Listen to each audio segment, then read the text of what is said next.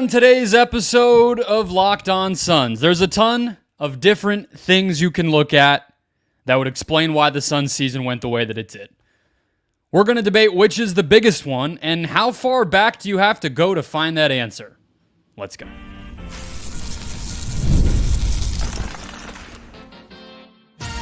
You are Locked On Suns, your daily Phoenix Suns podcast, part of the Locked On Podcast Network, your team every day. We are back. This is Locked On Phoenix Suns. We are part of the Locked On Podcast Network. I'm your host, Brendon Kleen, a credentialed media member covering the Suns for the past 7 seasons, a writer at Dime Magazine, and the host of the Just Basketball Show, wherever you get your podcast. Thank you so much for making Locked On Suns your first listen here on this Tuesday. The offseason keeps rolling. We're here for you every day. We're free and available everywhere, including YouTube, so just hit that follow or subscribe button. Wherever you're getting this show, get a new episode in your feed every single Monday through Friday.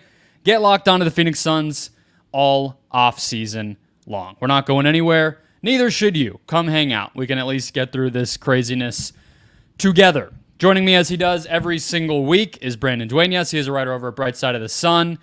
And Brendon, let's jump right into it. I have a few things I'm going to throw at you to kick us off as far as what would explain what the biggest culprit is. And this isn't just, let's go one by one down the player list and the coaches and everything else. I'm going to be more specific than that. So a few examples. Bradley Beal's back injury all the way back in training camp. The disconnect or the weird construction of the coaching staff with Kevin Young and Frank Vogel. The Bradley Beal trade, the Kevin Durant trade. Just playing poorly. There's a lot of ways you can go. What do you feel like when you have sat with this season being over for a week now, as this is why it went the way that it did? This is why this experiment failed. I think Suns fans are not going to like this answer, but I would kind of back what Ishbia in that presser said. Like all those deals they've done recently, I would do those 10 times over again. You're always going to trade for Kevin Durant. The Beal trade, there's a lot of context involved in that, like how much you're going to get for Chris Paul and Landry Shamet, realistically. I think they use their assets given what they had. I think their mistakes happened before that, with how they handled some of the draft situations and all that. That's what led to the limited resources and assets and really tight roster flexibility issues. But as far as this season's concerned, I just think it really just came down to on-the-court stuff, some injuries. It was new big three trying to learn how to play with each other, and it was a little bit of a carousel there to start without getting those reps together. So I think it was kind of a combination of all that, and the roster just wasn't built the way they needed to be, and I think it was an expensive trial run, and now you just got to build a better infrastructure around those guys, and I think you do double down on it and go all in, because I still believe this team, anytime you have Booker and Durant, you have a chance to win, plain and simple. Figure it out, build a roster around those two. The execution just has to be better, obviously. So I'm feeling like your answer might be you don't know where it went wrong, because you're saying a lot of positive things, but they just got swept. So why do you think they collapsed? They failed. And they're going to have to make some kinds of decisions about, do we fire the coach? We haven't heard any for sure one way or another, although Mark Stein said on his podcast that there may be a little more momentum behind keeping Frank. I would agree with you about doing the trades in the past, but obviously it's not off the table to explore trading one of the big three or more if they really wanted to. And then the role players, who do they keep? What kinds of players do they keep? How deep do they want to try to get versus keeping, a good top 5 or 6? Those are all things that they're going to have to figure out. So, my answer is, I think going as fast as they did with all the decisions that they made. That would be my way of putting it, right? Because you don't really know what Booker and Durant are, right? So I would defend the Bradley Beal trade 10 times out of 10, but even if you say that, okay, but what are you asking Beal to do, right? Like there was this big story at ESPN from, I believe, Brian Windhorst. So, the president and James Jones and Ishbia all went and met with Beal and the president of the Suns' dad, who also is his agent. Remember that?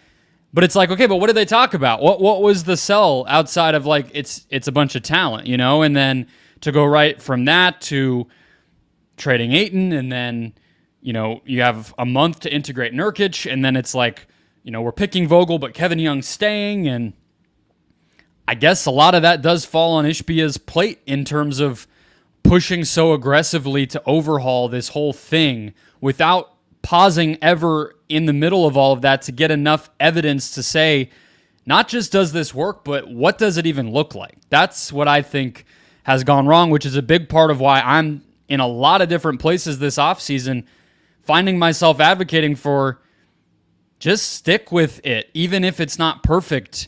This is the bed you've made for yourself, and the best thing that you can do at this point is just give it time, and they haven't given it time. Yeah, no, that's spot on. I think anytime you're integrating this much, this many new people, let's just not even just basketball players, just people in general in this organization, like at once, it's a lot. So their vision's not going to happen overnight. Like obviously they had, I still believe they had the talent to beat the Timberwolves. They didn't. Obviously, they got swept, embarrassed, whatever. Like the big three was all healthy too. That makes it even harder to swallow. I think it's just like it's just the reality of the playoffs. So like you either bring it or you don't. Minnesota did, and that's why they just went into Denver and took game one. Like that's a good team. First of all, that's a team that a year ago everyone kind of gave up on. So they stuck with what they did and got better. They're not the same team as the Suns by any means. It's very different situations, but it just goes to show in the NBA things can change quick. With a mixture of talent and continuity is kind of where I think the Suns can grow this offseason. I started off a little bit positive. I wasn't even really trying to be positive because I do think there are a lot of glaring issues, especially with the playoff roster starting at the center position, like the lack of a point guard. There's a lot of stuff on the roster construct that needs to be fixed. Would you say the Ayton trade was, in hindsight, how do you feel about that? Was that a mistake? Did they jump to an imperfect solution? Even if we all agreed Ayton was a problem, it sounded like Vogel was excited to coach him, and I think a lot of us had kind of sold ourselves on like, hey, if the Monty, Ayton, and Chris Paul triangle was the problem, maybe there's some sense in give it one more go with a new coach who has gotten good things out of those guys. And you fast forward, and not only can you have questions about that, but the guy replacing him, obviously the Grayson Allen factor is a big part of it, but the guy replacing him is a no-show in the playoffs. Do you feel like that was the problem? It was a part of the problem. Like I think the trade itself was fine, just looking at it, like zooming out. But then if you just boil it down to this, like who do you trust more in a playoff series, Yusuf Nurkic or DeAndre Ayton? I think it's Ayton. And I don't trust or feel great about either of them for different reasons completely, but that's where I would lean there. But I think Grayson Allen had such an awesome season, and even getting to see Little, just another playable wing, like that for just from a value standpoint, they did a great job. Playable during the regular season, sure. Yeah. He can run. But no, so there's a lot of layers to peel back in that trade, I think, but just looking at it from the playoff point of view, especially with Grayson missing time and in the minutes he was playing, he wasn't very effective. Like they got pretty much a net negative out of what they got back in Ayton in that trade. And but then there's also the relationship standpoint, right? Like if the DA thing was so far gone that they just couldn't bring him back, and it was inevitable they're going to trade him. Like, what would it look like if they brought him back with, this big three? So there's a lot of different questions that I think you have to ask when it comes to that. But Grayson Allen was very important for this team for several months of the season and really kept them afloat, won them games by himself. So as crazy as it may sound, like, and Nurkic had some great stretches too. Like they might not even be in the play-in without those two. That's another thing to kind of consider. But when it comes to the whole goal is to win a championship, I don't know if Nurkic is the answer there by any means. Grayson can play in the playoffs, but we just didn't see it. So I mean, it's a tough question. There's no perfect answer to that. But was the Ayton trade a mistake? I don't think so. But in the playoffs, it definitely looks like it in that 4-game sample. Yeah, I mean, that's what's. I mean, look, James Jones gets paid a lot of money, but that's what's not fun about his job right now. And I think, again, it does, to me, circle back to the time of everything, right? Like, to not even give Vogel, and maybe they always knew when they hired Vogel that they were going to trade him, but it didn't sound like that from Vogel's end at the introductory press conference. So to not even see how that works and to be so all in on every moment of every game, it's just, I mean, it's a nice thing to say at a press conference, which I think is why Ishbia is going to have a long leash here. If you're active and you do things and you spend and you make the moves, then that's better than doing nothing. I get that. But there's times where I think standing pat and just seeing how things mesh would have gone a long way for this group. But it is a hard question to answer in general. We're going to keep trying to answer it as we go. Next segment, I want to look even further backward than last offseason and explore some of the dominoes that led us to where we are right now. We'll do that next. First, today's show brought to you by Betterhelp. Sometimes we all need the opportunity to get things off of our chest, big or small. Certain things can really start to get to you. It's important to let that out, especially to somebody who's unbiased about your life. So today I want to tell you how I really feel about something, and you might even be thinking about the same thing this week. I'm not going Suns related this time. I'm going to go with the D-backs. I'm bummed that this World Series follow-up has sucked so bad. I went to a game for the first time this season the other day. I know more in my Padres hat. I can root for two teams, I promise you. They were playing each other, which actually made it even more fun. And I just looking up at the batting averages and wondering what happened to the team that I loved. I'm not really getting why nobody can hit more than 1 out of every 5 balls that is thrown their way. It's puzzling and frustrating and disappointing. Therapy can be different for everybody, guys. Most of us have bigger problems than our favorite sports teams, and it's important to get those things off your chest even more every so often. If you're thinking of starting therapy, give BetterHelp a try. It's entirely online, flexible, and suited to your schedule. Visit BetterHelp.com/LockedOnNBA to get 10% off your first month and try it out for yourself. That's BetterHelp, HELP.com/LockedOnNBA. All right, let's keep the show rolling, Brandon. So as we attempt to find some kind of answer for what went wrong here, we'll talk about some of the role players more. I agree. I was a defender of the Ayton trade at the time. I said that Allen was a good enough player, crossed the threshold of somebody that I thought would be impactful, which, at a time we thought might be Caleb Martin, for instance. I think Grayson had a much better season than he did. Nasir Little, we'll see what happens. If nothing else, he's a salary. But we'll follow back up on that. Where I wanted to go, again, looking back even further, is, and honestly, keeping on the Ayton topic, it's always been interesting to me if you read all the stuff that came out about Monty and Ayton, that Monty in particular was pushing to trade him after the finals. And we have this sentimental thing I think we all do as sports fans when a team gets somewhere, and as long as the loss at the end of that isn't super ugly, we kind of want to see where, follow that through to its logical endpoint. And obviously they win 64 games the next year, so it wasn't as if it fell off a cliff then. But I've been thinking about this too with the Bucks, for instance, where, I'm doing the Just Basketball show, the Bucks get eliminated, we do a off-season, what's going on here, what can they do? And I'm like, the real true answer of what could have maximized this Giannis window after they won the title, obviously coincidentally against that Suns team, is to have traded one or both of Chris Middleton and Drew Holiday almost right away after that. But that's not what happens.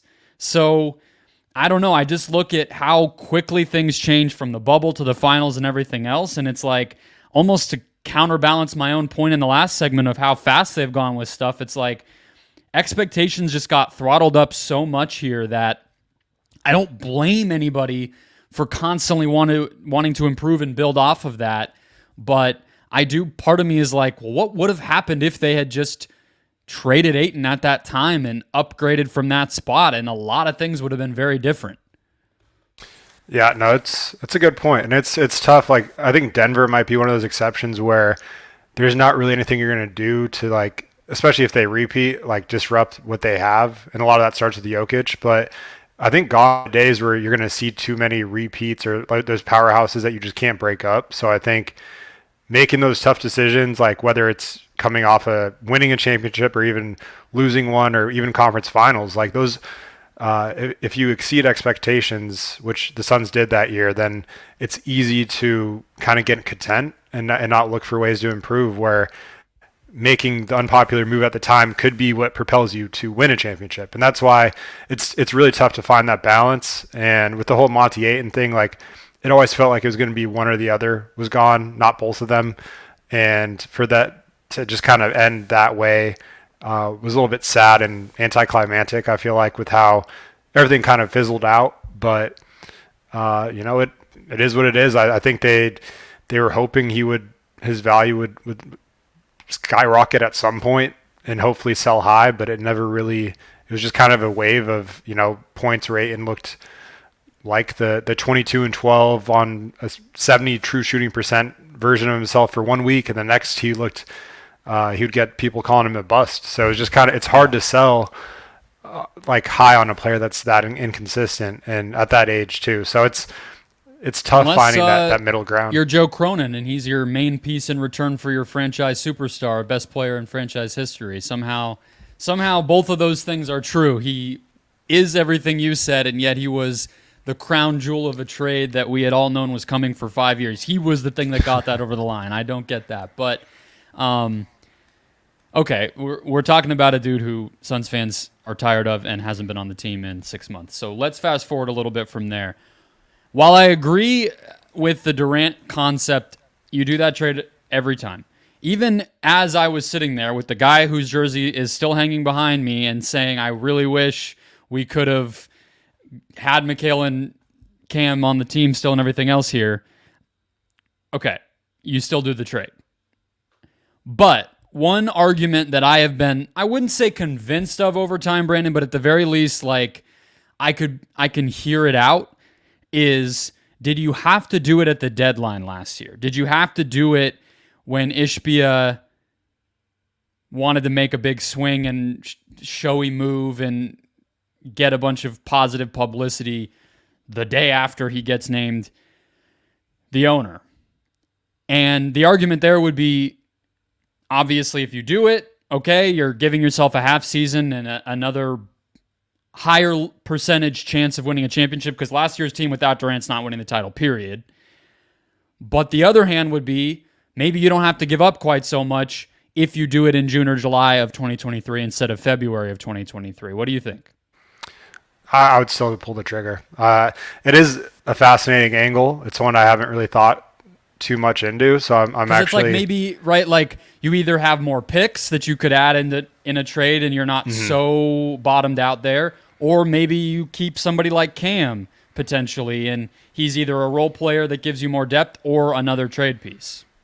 Yeah, and I think the solution to all that is if they did a better job of managing some of their assets those years before and hit on some of those picks, maybe you don't include Cam. Maybe you don't include Mikhail. Like, maybe there's a different, if you drafted Tyrese Halliburton, I mean, there's a lot they could have done to prevent that trade from gutting them. And that's where the problem starts for me. So trading I don't think for Shamet in 2021 and giving up that pick. I mean, Miles McBride's playing in a playoff game as we're recording this. That could have been their pick that year, right? McBride, there's Desmond Bane was right there, and for them, like, there's a lot of players that kind of fell to them, or like just the opportunity of drafting them. And obviously you could say about any team. I'm not going to sit here and say the Suns are the only team, but some of them felt so obvious and it felt like so avoidable to the point to where you're picking Jalen Smith. Like, that's where I'm kind of go back to. It's not really about when they trade for Durant. Like, I think if you have a chance to get him, you take that. You don't want to risk it. He's like, right, he could change his mind in the offseason. He's like, you know what, I want to go to Miami, or I want to go to Boston. Like, if he wants to come to Phoenix and this is what it's going to take, I'm sure they negotiated as hard as they could to keep as much as they could. But Ishbia, like you said, you don't think you they think did? the Suns negotiated as hard as they did? They gave up everything, dude. Like, what? I mean, if they negotiated, I'd love to see what they didn't give up. Was it like Ishbia's dog? Probably. I'm telling you, Brooklyn wanted everything. Brooklyn, yes. Yeah. Brooklyn saw the opportunity right there, and they were like, exactly. You want your good headline the day you became owner. You're going to give – yeah, exactly. Yeah, okay, we're on the same page then. They're using – yeah, Brooklyn was using that leverage as like, okay, if you don't get him, like what's – like this is your chance essentially, kind of holding that gun to their head. And I'm sure Phoenix probably attempted to negotiate, but then at the same time they – whatever, like Brooklyn won it in terms of just assets, right? And that's what you could do. That's the luxury of having Kevin Durant. Like you're going to win that negotiation. I think if you're getting the Suns to go for it at the deadline, that's kind of what the price was going to be, right? Like, because you know how desperate they are. You don't have to trade him. You're not really a contender at that point with Kevin hurt and everything. Like that moment, that probably was going to be the price, which is why I go to like, well, what if you wait till June? But I hear you, right? Because then it's like either he changes his mind, or what if he just kind of gets tired of waiting, and he opens up to new options and other teams. You know, like Scotty Barnes wasn't on the table, or Jaylen Brown wasn't on the table in 2022, but maybe they would have been in 2023. And what about Brooklyn going on an unforeseen playoff run? Like the East was not exactly very strong that year. Like they could have easily ripped off a series or two, and then all of a sudden, like if you have Kevin Durant, who knows? Like that was the year the Heat made the finals, right? That was the year the Celtic. 2022 was the year, and then the Heat. Celtics, So both years it was kind of a wide open East, yeah. Yeah, so wide open. So that's another. There's just so many variables. That's why it's like Brooklyn had the advantage in that negotiation. It's like, okay, you want him. This is your chance to get him. This is what it'll take. And if not, like, cool, we'll wait till the offseason. And Ishbia definitely wanted to make a splash, like you said. And but yeah, I have no problem with the timing. Obviously, if they waited, they might have been able to get a better deal. But who knows if that's guaranteed? Okay, so I think all these things we've talked about are definitely part of the answer, and I agree with you. There's probably not one answer, but if you fast forward after the Durant trade, it's easy to say, and I think Suns fans are getting down on this already, that there's no way to build a roster with minimum contracts. You're never going to get guys. One, a lot of national analysts, this was not a local fan thing to say that the guys the Suns got, whether that's Eric Gordon or even the younger dudes, were promising. So we don't have to do revisionist history on that. But there's also a lot of examples, and I'll give some to you in the next segment, of minimum players that have made an impact, draft picks who have made an impact. So let's talk about if the Suns just got the signings wrong and how much of a part that played in everything. Coming up next. First, today's show brought to you by DoorDash. This Mother's Day, get something thoughtful for mom with DoorDash. Surprise her from wherever you are with fresh bouquets, the latest tech, gift cards, self-care treats, and more to make her day that much better. Pair flowers with a gift card so she can celebrate any way she wants. I'm actually doing that. I didn't even realize that was here. I've said that to you guys, telling you about DoorDash, and I went ahead and followed the advice. I need to check out the flower situation on DoorDash. I'm assuming they'll be able to deliver that straight to the door in a timely manner because it is just right down the street. So I'll have to investigate, but I did the gift card half of that already. Bookstore, coffee, boutique store nearby, retail, whatever. All of it available on DoorDash. And of course, the snacks or the flowers you can figure out as well. Get all your Mother's Day gifts all in one place and get 50% off your next order when you do it. Up to $15 when you spend $15 on your next order with DoorDash using the code LOCKEDONNBA. So the next time you're on DoorDash, no matter what you're ordering, spend $15 or more, plug in the code LOCKEDONNBA, and then go back, order something up nice for mom, and that 50% off will be there for you up to $15. That's code LOCKEDONNBA. Order using DoorDash today. Terms apply. Alrighty, let's close it out, Brandon. So the buzzword of last offseason was mid-prime veterans. That was the word you would hear, the phrase, I guess, more accurately, that you would hear James Jones use. The first time I remember him saying it was in an interview with Dwayne Rankin of the Arizona Republic last summer, mid-July-ish, maybe at Summer League. And then he said it a few times as the offseason went along and then at Media Day and everything else. And the idea was that's your Drew Eubanks, your Keita Bates-Diop, even your Nasir Little, who they hadn't even acquired yet. These guys who are kind of pre-breakout. Post-draft to the point where maybe they're not a hot commodity and they're obviously minimum players, but have shown enough that you think, hey, we'll get them on their way up. Maybe we only have them for a year if everything works out. But we're going to take those swings and bet on guys as their career is going. They were basically 0 for however many of those they did. How big of a role do you think that played? They could have gone older. They could have gone maybe even younger. They could have said, oh, guys in the wrong situation. But they said, we're going to bet young, and they flamed out. How big of a role do you think that played in how the season played out? Yeah, so this is like a two-part answer. I think number one, you have to really rewind and go back and look at who the targets were back then, because if you go back and look, like it's not like we're talking about some guys that are killing it in the playoffs this year. Like the options were not that great, but there was that potential. So there's, to me, like in terms of taking a couple of those swings of those mid-prime, like hitting, like you said, right before they break out, that's kind of the goal. I love that strategy for a couple of them, but I think to kind of do that across the board might have been a little bit of a mistake. Maybe you add, one super young guy, two like mid to prime guys, and then like a couple of vets to kind of shore it up.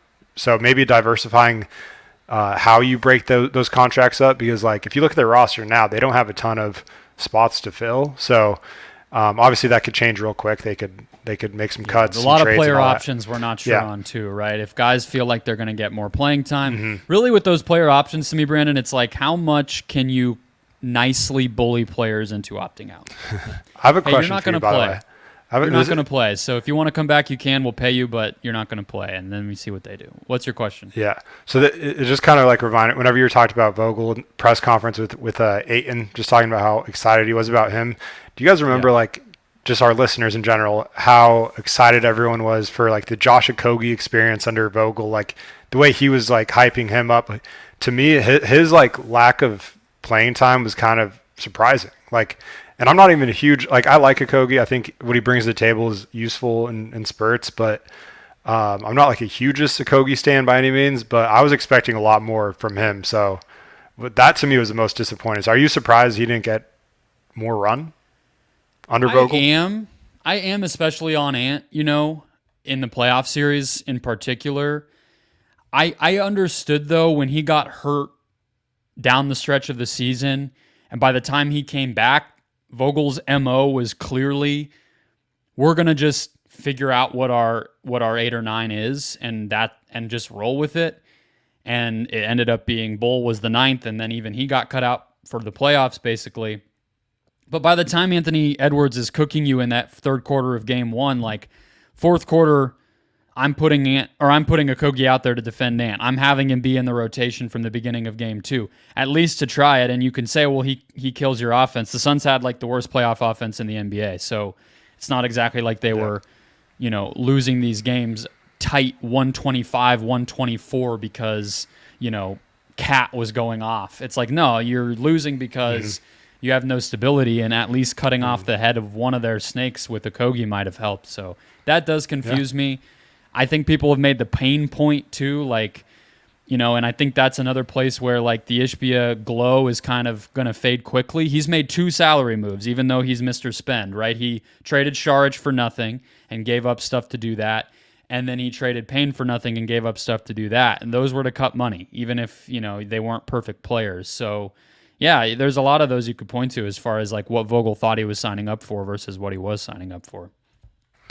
Yeah. But I agree with you. I mean, I think diversifying who those guys are, and I'm going to do another episode on some of the minimum options sometime this week probably, but like Kelly Oubre was on a minimum. Derrick Jones Jr. was on a minimum. I'm not saying it's kind of like the draft thing, right? Like you can always do that.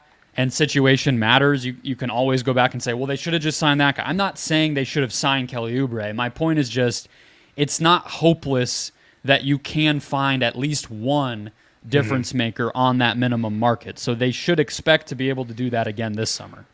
Yeah, and there's good news for Suns fans is like I think this year's minimum pool, or at least guys that kind of fit that like range, is a lot more inspiring than last year's too. So obviously your goals are just find if you can get one of those guys, just hit on one of them. That's huge. That's a rotation player. That's all they like. Realistically, if they can hit on one guy there, and then like hypothetically, if they're going to trade the pick and Little's contract for another rotation player, and they bring back Royce O'Neal, their rotation's basically set at that point. It's just a matter of what positions you get, what do you prioritize.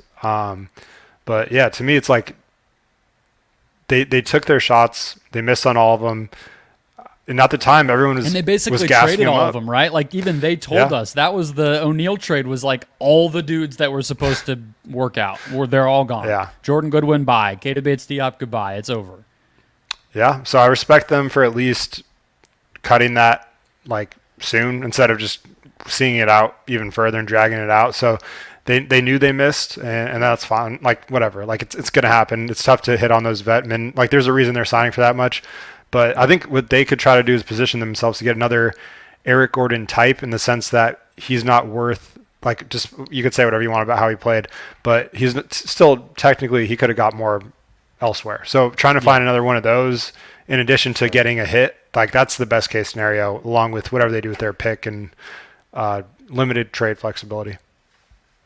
And if nothing else, just re-sign Dario Saric and Aaron Holiday, who are sitting right there for you, and just run it back, bring the band back all together. But all right, lots to chew on there. I'm trying to hold off a bit on like the lists of free agents. So if you feel like we're being vague, guys, we got 2 months before we have to talk about really deep free agency stuff. The draft is like 6 weeks away, so we're keeping it a little bit big picture on purpose. But I agree with Brandon's point that there are some more obvious win now options on the minimum market, whether that is a Chris Dunn or a Goga Bitadze or a DeLon Wright, guys that we've actually seen contribute to good or decent teams, not Drew Eubanks on the Trailblazers, right? So there is a little bit of a light at the end of the tunnel when it comes to that. That'll wrap us up, though. More to come throughout the week. Hit follow or subscribe. We're not going anywhere as the offseason rolls along. We'll be here for you every single day, so become an everydayer. Get locked onto the Phoenix Suns. Brandon will be back next week. We'll have Steven later on. Guest, news, all of it. I'll talk to you guys tomorrow.